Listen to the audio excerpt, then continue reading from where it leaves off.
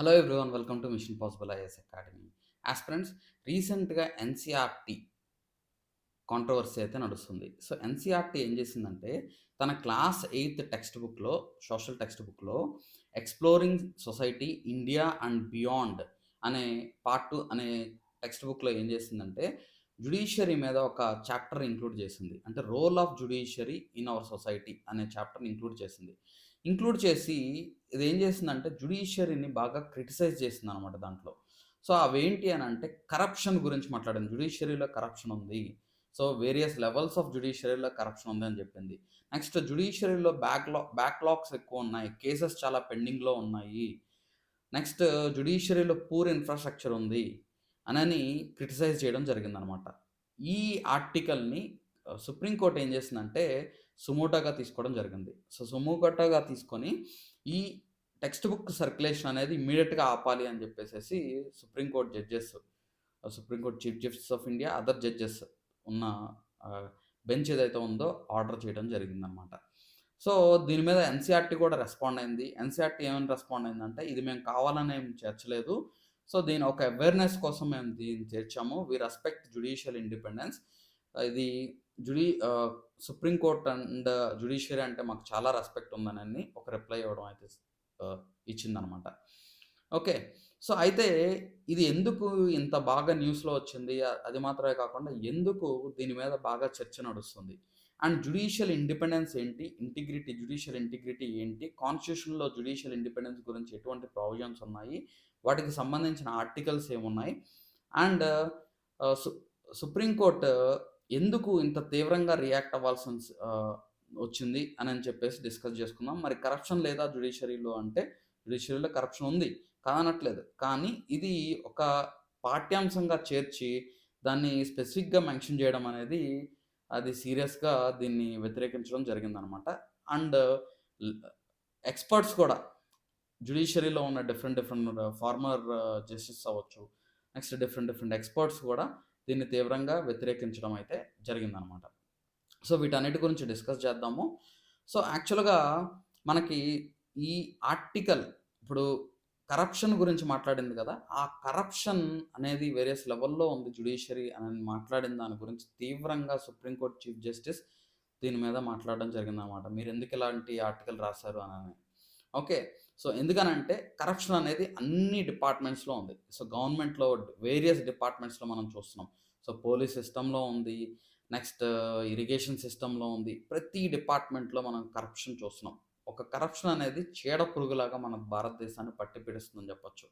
So మనకి ఒక స్కీమర్ ప్రోగ్రామ్‌లో మనకొచ్చేది రూపాయి రిలీజ్ చేస్తే, ఫండ్స్ రిలీజ్ చేస్తే అందులో అంతిమంగా బెనిఫిషియరీకి చేరేది 10 పైసలు కూడా ఉండకపోవచ్చు. సో అలాంటి సిట్యుయేషన్ అయితే మనం చూస్తున్నాం. అంటే అది చేతులు మారి కరప్షన్ జరిగి ఒక 10 పైసలో పావలానో అది లాస్ట్ బెనిఫిషియరీకైతే చేరుతుందనమాట.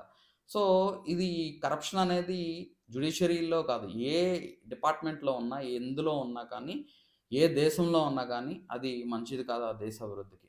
సో, అయితే ఇక్కడ దీనికి సంబంధించిన ఆర్టికల్స్ అయితే మనం డిస్కస్ చేద్దాం. సో, ఏంటంటే మన జ్యుడిషియరీకి మన కాన్స్టిట్యూషన్ కంప్లీట్ ఇండిపెండెన్స్ అయితే ఇవ్వడం జరిగింది. మన కేశవానంద భారతి కేస్‌లో సుప్రీం కోర్ట్ ఏం చెప్పిందంటే, independence of judiciary is one of the basic structure of the constitution. Is part of the basic structure of the constitution అని చెప్పడం జరిగిందనమాట.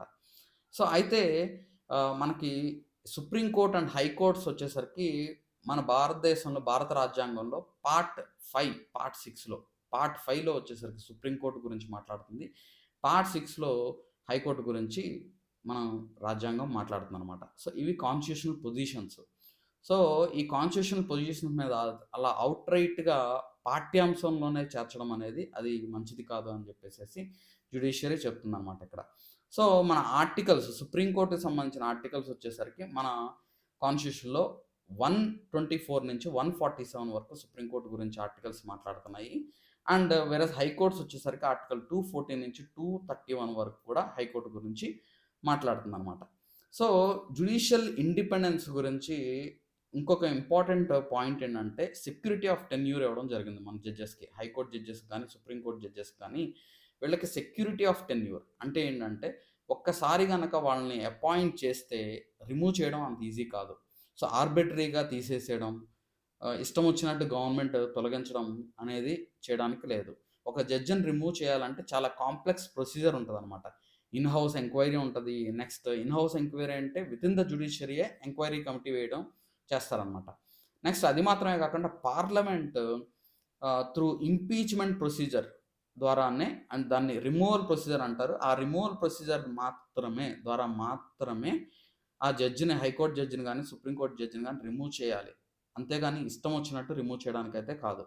అది కూడా లోక్‌సభలో, రాజ్యసభలో మనకి మెజారిటీ రావాలి. సో, మెజారిటీతోని మాత్రమే ఇది రిమూవ్ చేయడానికి, స్పెషల్ మెజారిటీతో మాత్రమే రిమూవ్ చేయడానికి అవకాశం ఉంటుంది. సో, అది మాత్రమే కాకుండా జ్యుడిషియరీ గురించి గానీ, ఆ సంబంధిత ఇప్పుడు జడ్జిమెంట్స్ ఇచ్చే జడ్జెస్ గురించి గానీ, ఇష్టం వచ్చినట్టు మాట్లాడడానికి లేదు.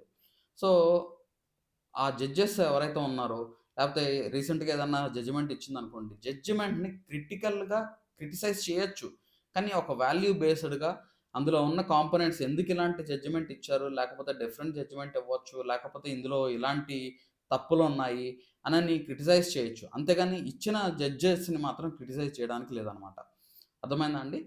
సో, అంటే ఇక్కడ వాల్యూ బేస్డ్ క్రిటిసిజం అయితే చేయొచ్చు. అంతేగాని ఇష్టం వచ్చినట్టుగా ఆర్బిట్రరీగా జడ్జిలని దూషించడం మాత్రం చేయకూడదు. అది కంటెంప్ట్ కిందకి వస్తదనమాట. Okay. So, and fixed service conditions కూడా ఉంటాయి. ఇప్పుడు హైకోర్ట్ జడ్జెస్‌కి గాని, సుప్రీం కోర్ట్ జడ్జెస్‌కి గాని వాళ్ళ సర్వీస్ కండిషన్స్‌లో మార్చడానికైతే లేదనమాట. సో, వన్స్ అపాయింట్ అయిన తర్వాత.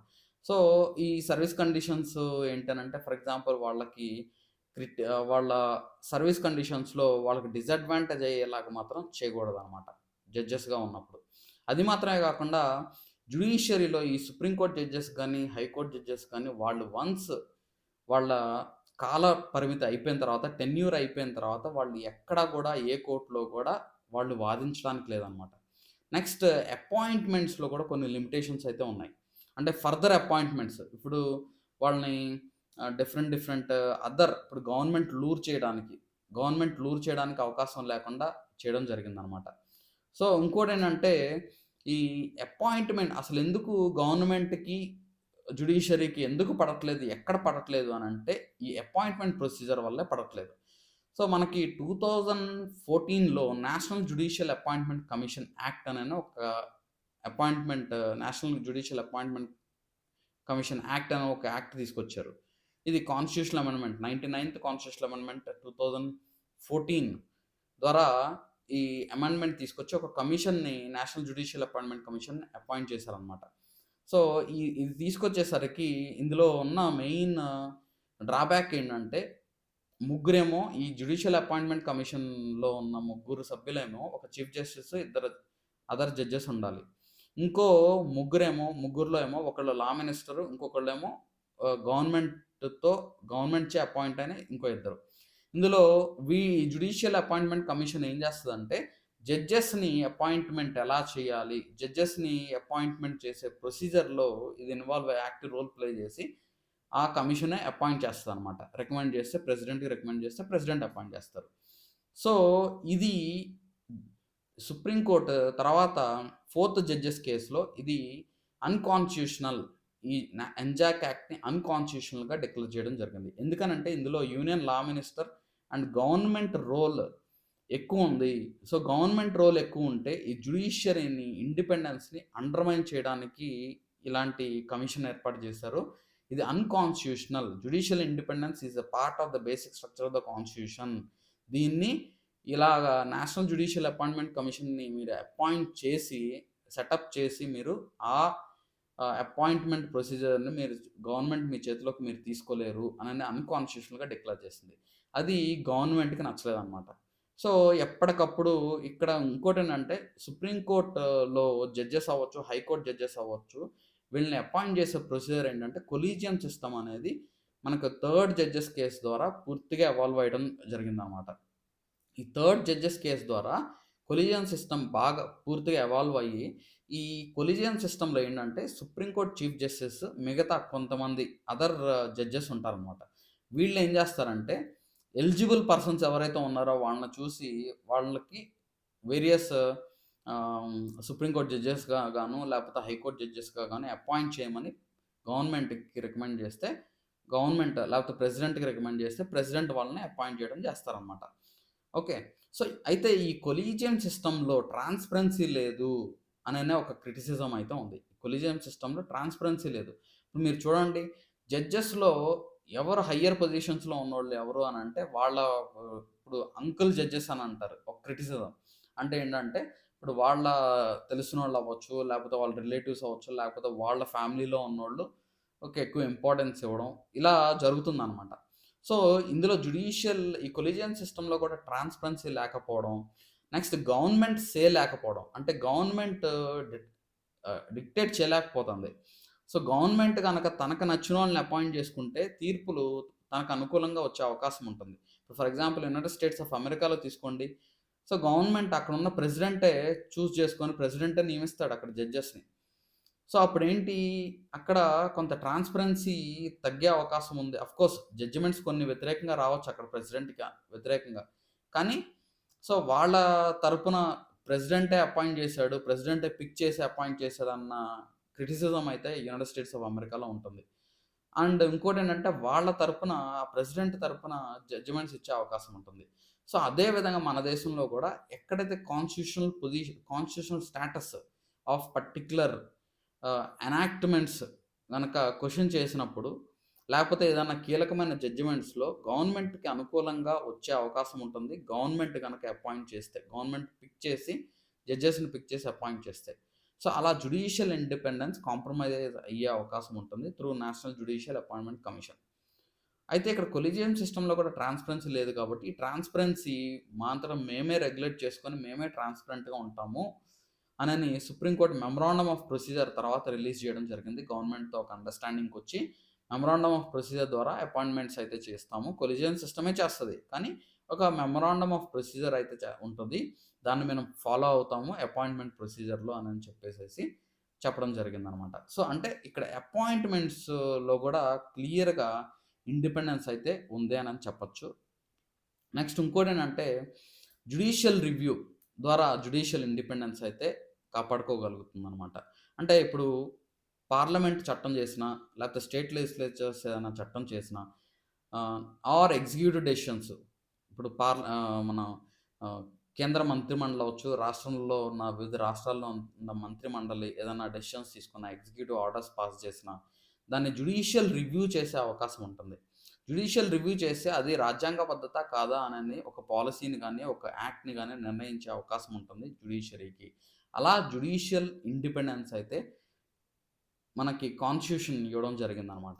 నెక్స్ట్ ఇంకోటేంటంటే ఇం కంటెంప్ట్ పవర్ గూడా జ్యుడిషియరీకి ఉంది. ఆర్టికల్ 129 ఆర్టికల్ ద్వారా సుప్రీం కోర్ట్ తను ఇచ్చిన ఆర్డర్స్‌కి గనక కంటెంప్ట్ ఎవరన్నా అతిక్రమించినా వాళ్ళ మీద యాక్షన్ తీసుకునే అవకాశం ఉంటుంది.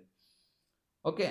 అండ్ హైకోర్ట్ విషయానికొచ్చేసరికి ఆర్టికల్ 215 ద్వారా హైకోర్ట్ ఆదేశాలు ఎవరన్నా మీరినా వాళ్ళ మీద యాక్షన్ తీసుకోవడానికి అవకాశం ఉంటుందనమాట. ఓకే. సో, ఇలాగ క్రిటికల్‌గా విమర్శించి లేకపోతే దూషించిన అది కంటెంప్ట్ కిందే వస్తది. నెక్స్ట్ సుప్రీం కోర్ట్‌కేంటంటే తన ఆహ్, తన సుప్రీం కోర్ట్ జడ్జెస్ అవ్వచ్చు, వాళ్ళ కంటెంప్ట్ మాత్రమే కాకుండా క్రింది కోర్ట్‌లో కంటెంప్ట్‌కి కూడా పనిష్మెంట్ ఇచ్చే అవకాశం ఉంటుంది సుప్రీం కోర్ట్‌కి. ఆ పవర్ ఉంది. సో, నెక్స్ట్ అది మాత్రమే కాకుండా సుప్రీం కోర్ట్ జడ్జెస్ తీసుకున్న నిర్ణయాల మీద డిస్కషన్స్ చేయడం అనేది కరెక్ట్ కాదు. అంటే అది గూడా discussion on conduct of judges. ఇక్కడ నిర్ణయం కాదు కండక్ట్ ఆఫ్ జడ్జెస్. అంటే ఇప్పుడు ఫర్ ఎగ్జాంపుల్ ఈ జడ్జి ఇలాంటోడు, లేకపోతే ఆ జడ్జి అలాంటోడు అందుకనే ఈ జడ్జిమెంట్ ఇచ్చాడు. సో, అనని సుప్రీం కోర్ట్ జడ్జెస్‌ని తిట్టడం గాని ఇలాగ చేయకూడదనమాట. సో, దీన్ని prohibition of discussion of conduct of judges అనని ఆర్టికల్ 121 అండ్ ఆర్టికల్ 211 మాట్లాడుతున్నాయన్నమాట. ఓకే.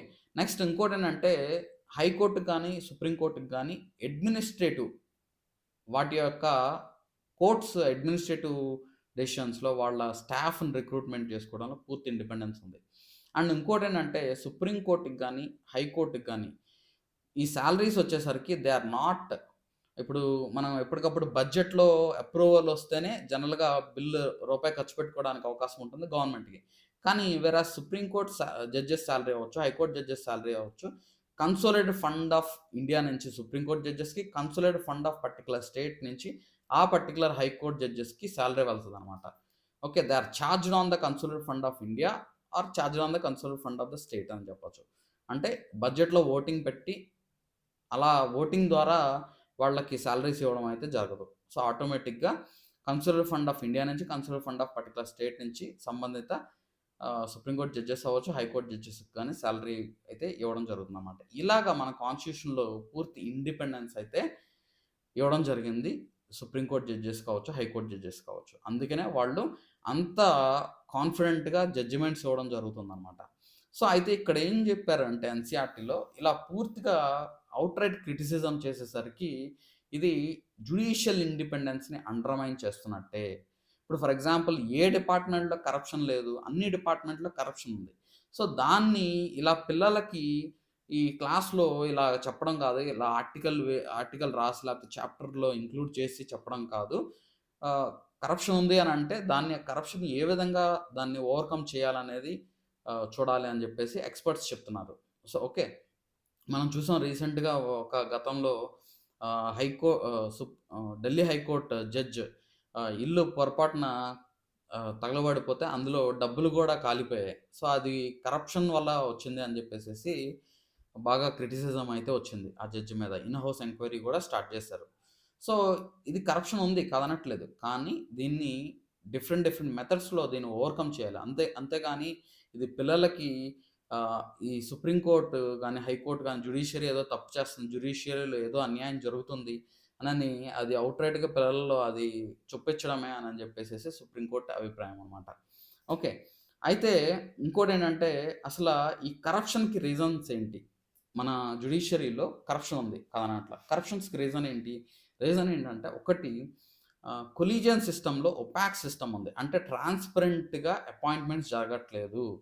సో, అందులో గూడా ఏదో మతలబు జరుగుతుంది అనని జెప్పేసేసి ఒక క్రిటిసిజం అయితే ఉంది. అంటే కొలీజియన్ సిస్టమ్‌లో అంకుల్ జడ్జ్ సిండ్రోమ్ అనేది ఒకటుందనమాట. అంటే ఫేవరెటిజం మా అంకుల్ కాబట్టి నాకు అపాయింట్‌మెంట్ వచ్చింది. అలా అంకుల్ జడ్జ్ సిండ్రోమ్ అనైతే ఉంది అనని చెప్పేసి ఒక క్రిటిసిజం అయితే ఉంది. దాన్ని ఎప్పటికప్పుడు సుప్రీం కోర్ట్ ఏం చెప్తుందంటే, మేము ఇంకా ట్రాన్స్‌పరెంట్ చేస్తాము.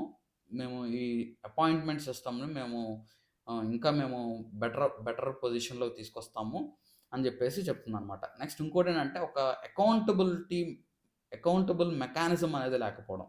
అంటే ఇప్పుడు it is not easy to question the judiciary అనమాట. ఇప్పుడు జ్యుడిషియరీ ఏదన్నా for example judicial over reach అవ్వచ్చు. ఓవర్ రీచ్ జరిగినప్పుడు జ్యుడిషియల్ ఓవర్ రీచ్ అంటే ఏంటి? తన పరిధి దాటి జ్యుడిషియరీ కొన్ని సార్లు డెసిషన్స్ తీసుకోవచ్చు. లేకపోతే ఆ డెసిషన్స్‌కి సంబంధించిన అకౌంటబిలిటీ అనేది లేకపోవడం. నెక్స్ట్ మన భారతదేశంలో జడ్జెస్ జనరల్‌గా 10,00,000 మందికి 22 జడ్జిలున్నారనమాట. అంటే 1,000,000 జనాభాకి 22 జడ్జిలున్నారు. అదే యునైటెడ్ స్టేట్స్ ఆఫ్ అమెరికాలో తీసుకుంటే 10,00,000 మంది జడ్జెస్‌కి ఆహ్, 150 జడ్జిలు. 10,00,000 మంది జనాభాకి 150 జడ్జెస్ ఉన్నారనమాట. సో, ఎంత డిఫరెన్స్ ఉంది చూడండి. 1987లోనే మన లా కమిషన్ ఏం చెప్పిందంటే, ఈ జడ్జెస్ టు పాపులేషన్ రేషియో అనేది ఇంకా మెరుగుపడాలి. 50 మంది జడ్జెస్ ఉండాలి 10,00,000 జనాభాకి. అంటే 10,00,000 జనాభాకి 50 మంది కనీసం జడ్జెస్ ఉండాలి. కానీ ఇప్పుడు ప్రస్తుతం అది 1987లోనే చెప్పింది. అంటే ఇప్పటికి ఎంతమంది ఉండాలి? ఓకే. నెక్స్ట్ ఇన్‌ఫ్రాస్ట్రక్చర్ గూడా డెవలప్ అవ్వాలి అనని చెప్పడం జరుగుతుంది. నెక్స్ట్ ఇంకోటేంటంటే పొలిటికల్ ఇంటర్ఫరెన్స్ కూడా జరుగుతుంది జ్యుడిషియరీలో. సో, ఇప్పుడు పోస్ట్ రిటైర్మెంట్ అపాయింట్‌మెంట్స్ చేస్తున్నారు. సో, పోస్ట్ రిటైర్మెంట్ అపాయింట్‌మెంట్స్‌లో అంటే for example supreme court judges అవ్వచ్చు, హైకోర్ట్ జడ్జెస్ అవ్వచ్చు. వాళ్ళు కొన్ని డొమైన్స్‌లోనే వాళ్ళు పోస్ట్ రిటైర్మెంట్ అపాయింట్‌మెంట్స్ తీసుకోవాలి. ఇప్పుడు ఫర్ ఎగ్జాంపుల్ మనకి గతంలో ఒక చీఫ్ జస్టిస్ ఆఫ్ ఇండియా ఉన్నారు. ఆయనకి ఎంపీ పదవి ఇవ్వడం జరిగింది. సో, అది యాక్చువల్‌గా it undermines the judicial independence అని చెప్పొచ్చు. ఎందుకనంటే పోస్ట్ అపాయింట్‌మెంట్స్ కోసం గవర్నమెంట్‌కి అనుకూలంగా జడ్జిమెంట్స్ ఇచ్చే అవకాశం ఉంటుంది. సో, అది బ్యాడ్ ప్రెసిడెంట్ అని చెప్పొచ్చు. కొంతమందికి గవర్నర్స్ పదవులు గూడా ఇవ్వడం జరిగింది. అది గూడా మంచిది కాదు. అది కూడా కరెక్ట్ సిస్టమ్ కాదు. సో, కొన్ని మాత్రమే వాళ్ళు తీసుకోవాలి. ఫర్ ఎగ్జాంపుల్ ఏదన్నా లా కమిషన్ చైర్మన్‌గా అపాయింట్ అవ్వచ్చు. అటువంటివి వాళ్ళు తీసుకోవచ్చు. ఎందుకంటే వాళ్ళు అదే ఫీల్డ్‌లో ఉన్నారు గాబట్టి, వాళ్ళు నేషనల్ హ్యూమన్ రైట్ కమిషన్‌కి చైర్మన్‌గా అపాయింట్ చేయొచ్చు. ఓకే. సో, ఇలాంటి పొజిషన్స్ వాళ్ళు తీసుకోవచ్చు. అంతేగాని పొలిటికల్ అపాయింట్మెంట్స్ గనక తీసుకుంటే అది జ్యుడిషియల్ ఇండిపెండెన్స్ అండర్‌మైన్ అయ్యే అవకాశం ఉంది. కరప్షన్‌కి అవకాశం ఉంటది అని చెప్పేసేసి చెప్తున్నారనమాట. నెక్స్ట్ హయ్యర్ డిస్క్రిషనరీ పవర్స్ ఉన్నాయి కోర్ట్స్‌కి. ఫర్ ఎగ్జాంపుల్ మీరు చూడండి, కొంతమంది అర్నబ్ గోస్వామి విషయంలో తీసుకుంటే, అర్నబ్ గోస్వామికి ఆహ్, ఏదైతే తన మీద యాక్షన్ తీసుకున్నారో, సో, యాక్షన్ తీసుకొని వాళ్ళు అరెస్ట్ అయితే ఇమ్మీడియేట్‌గా వితిన్ 1 డేలో బెయిల్ ఇవ్వడం జరిగిందనమాట. అదే కొంతమంది సామాన్యులకి అటువంటి ఆప్షన్ అయితే దొరకట్లేదు. ఎందుకని? జ్యుడిషియరీ ఈస్ నాట్ ఆ జస్టిస్ ఏదైతే ఉందో అది డబ్బున్నోళ్ళకి మాత్రమే జరుగుతుంది. ఈవెన్ జడ్జెస్ గూడా అలాగే కొన్ని సందర్భాల్లో యాక్ట్ చేస్తున్నారు అనని జెప్పేసి ఒక క్రిటిసిజం అయితే ఉంది. నెక్స్ట్ ఇంకొక రీజన్ ఏంటంటే inadequate working conditions. Working conditions అంత బాగోలేదు మన ఇండియన్ జ్యుడిషియరీలో. దీనికి పెండింగ్ ఆఫ్ కేసెస్ ఎక్కువవుతున్నాయి. ఓకే. సో, అండ్ ఇంకోటేంటంటే ఈ జడ్జెస్‌కున్న ఆస్తులేంటి అనేది డిస్క్లోజ్ చేయాలి అని చెప్పేసి జ్యుడిషియరీ చెప్పింది. సుప్రీం కోర్ట్ చెప్పింది. కానీ అది పర్ఫెక్ట్‌గా ఇంప్లిమెంట్ అవ్వట్లేదనమాట. ఓకే. సో, ఇలాగా ఇటువంటి రీజన్స్ వల్ల మన జ్యుడిషియరీలో కరప్షన్ అయితే జరుగుతుంది. సో, కరప్షన్‌ని ఓవర్‌కమ్ చేయాలంటే వీటన్నిటిలో కూడా రిఫార్మ్స్ రావాలి. అండ్ అపాయింట్మెంట్స్‌లో రిఫార్మ్స్ తీసుకురావాలి. నెక్స్ట్ ఇన్‌ఫ్రాస్ట్రక్చర్ ఫెసిలిటీస్ పెంచాలి. జడ్జెస్ టు పాపులేషన్ రేషియో పెంచాలి. ఓకే. ఈ పెండింగ్ కేసెస్‌ని సత్వరమే ఇప్పుడు కొన్ని అడ్జుడికేషన్ ద్వారా లేకపోతే ఆర్బిట్రేషన్ ద్వారా కొన్ని ఆహ్, ఈజీగా కొన్ని ఆహ్, ఆహ్, నాన్ క్రిమినల్ కేసెస్ ఏవైతే ఉన్నాయో కొన్ని ఆర్బిట్రరీగా లేకపోతే కొన్ని డిస్కషన్ ద్వారా సాల్వ్ చేసుకునేలాగా పెండింగ్ ఏవైతే ఉన్నాయో వాటిని త్వరగా సాల్వ్ చేయాలనని మనం సజెషన్స్‌లో మనం రాయొచ్చు. ఇది గ్రూప్ 1 మెయిన్స్‌లో మీకు బాగా ఇంపార్టెంట్ కాన్సెప్ట్ అనమాట. అందుకనే మీకు డిస్కస్ చేయడం జరిగింది. సో, ఈ డైమెన్షన్స్ అన్నీ మనం ఆలోచించాలి మనం రాసేటప్పుడు. ఓకే. సో, నెక్స్ట్ టాపిక్‌లో నెక్స్ట్ ఆర్టికల్ మనం డిస్కస్ చేద్దాము. ఓకే. సో, ఈ వీడియో గనక నచ్చినట్లయితే లైక్ చేయండి, షేర్ చేయండి, సబ్స్క్రైబ్ చేసుకోండి. Thank you so much.